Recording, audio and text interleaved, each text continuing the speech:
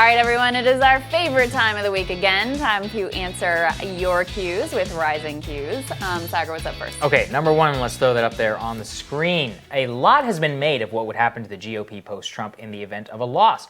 What if they end up winning in the event of a second Trump term? What will the Dems do? Will there finally be an unlikely acceptance that their neo-lib policies just ain't all that popular? I would love to believe that, but I'm going to have to go with no. Yeah, probably not. I actually made this case in my best case for Trump scenario, like best case for what his 4 years could look like, because I think there are a lot of people on the left who are kind of hopeful that, like, okay, well, you know, we really don't like Trump, but maybe finally the Democratic Party would learn their lesson. Right. Maybe the voting base of the party would be like, oh my God, this neoliberal crap, like, not only has it been bad for us economically, but it's also been bad for us electorally. I just don't think that that's what's going to happen, because that's not what has happened in the past. So there's never going to be more of a gut punch than Hillary Clinton losing to Donald Trump in 2016. What did the Democratic Party do in response? They blamed the left. They said it was the left's fault. Right. And then they proceeded to move to the right and essentially, you know, enforce the base voting for Joe Biden, the mass incarceration and the Iraq war and all this stuff. So this time around, what would they do? They would once again blame the left. I think this time Bernie has done so much they can't be like, you didn't do enough. But they'll say that Bernie and AOC pulled Joe Biden too far to the left, made him too radical, gave the party too much of a radical brand name. And so now we've got to nominate like John Kasich to be able to get whoever the next threat is coming down the pike. So I wish that that's what would happen, but I just don't buy it. Similar if Trump wins. I mean, I wish I could say it'd be like the great nationalist, whatever, but the truth would be that he would have won based upon a culture war victory. And so you would just get, I mean, the culture stuff is fine, but like what the problem I would have is that the GOP would probably just convince Trump that any of his economic trade stuff didn't matter at all. Mm-hmm. And so he wouldn't do any more of that. And he'd focus He's already basically abandoned it. Romney, Ryan. Yeah, but I mean, at least some of it's still there. Mm-hmm. He talks about globalist Biden and all that stuff.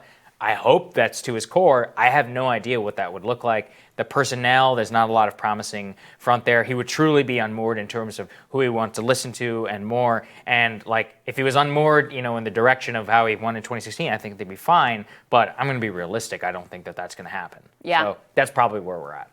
Number two, if Biden wins, do you see people leaving the streets and the left going back to sleep just because Trump is gone? Or when even people not immersed in policy that see that nothing is changing under two tough-on-crime cops, will it mobilize the left even more? I think this is a really open question, because I will say, while I have been often disappointed and vocal about my disappointment in elements of elected left leadership and their inability to stand up to the leadership of the party, there is much more of a left infrastructure critical of the mainline Democratic establishment than there ever was during the Obama years. Mm-hmm. So while I wouldn't count on the people here in terms of the actual grassroots left base of the party, I don't think that they're just going to let the mainline Democrats off the hook ultimately. Yeah, I think that's probably right. The real question is how, to what extent does that matter? Which is that, if that infrastructure exists right now and Ro Khanna is the only one who speaks out on a stimulus bill, does it have a lot of power? Not really. So again, the circumstances change a lot if Joe Biden becomes president. So then they have a lot more freedom and all of that. Are they actually going to exercise it? That's the question too. Yeah. And what are the stakes? Which fights? When do you speak out? We'll be tracking it here very closely. And does Joe Biden care? Does he care? Probably not. If I was him, I wouldn't care. I think what I've been saying here, and I think there was a potential point of leverage and power in this election of like, look, we're not going to vote for you if you don't make a couple of key promises. That didn't happen. That's, is what it is.